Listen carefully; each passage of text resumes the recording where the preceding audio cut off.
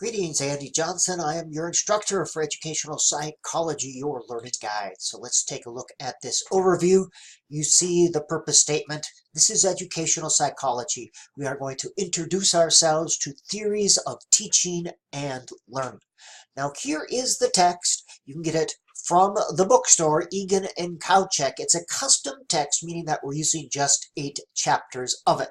Now if you're impatient, want to get going right away, you can look online and see if you can find a used version, maybe a 9th or 8th edition.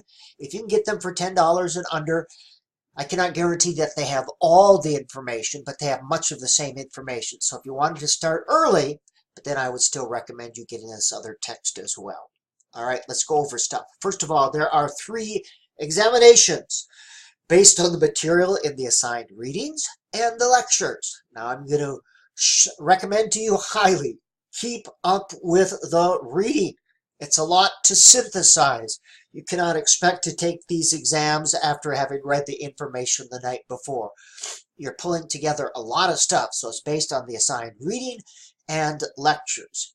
As well, information in this class, it reappears in other classes, so it gives you something connected up to.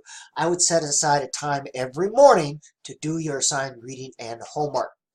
45 to 50 multiple choice or true or false questions. They are randomly generated from a test bank. You'll have 60 minutes to complete the exam. You can take the exam up to 4 different times, and you have a 2 to 3 week window, meaning take it once, okay, see what you need to study, take it maybe on a subsequent day, study, maybe take it next week. D2L will record your highest score. So I'm trying to lower the level of test anxiety, but at the same time hold you accountable for knowing and understanding this information. A lot to synthesize. As I said, keep up with your reading. You will have a diversity field experience. We'll talk about that in a separate video, but this gives you an opportunity to have an experience outside your normal comfort zone. I'll talk about that separately.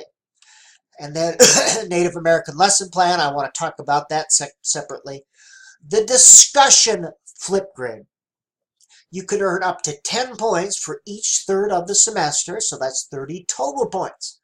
The purpose is to enhance your learning through interacting with other people. Learning is enhanced through social interaction. So each week I will post a question.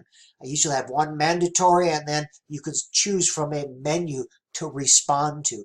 That week you are to respond to that question in Flipgrid, and that's just a video recording.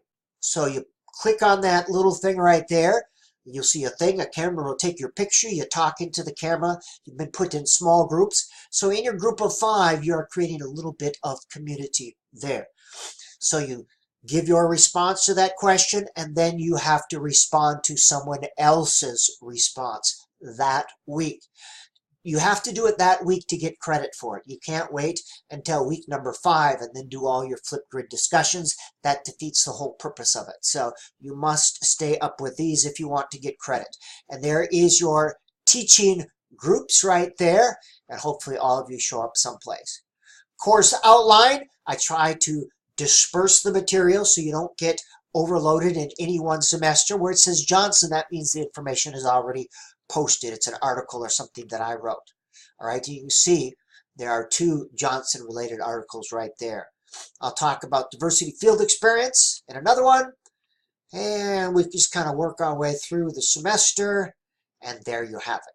All right, the only stupid question is the one you don't ask. Send me an email.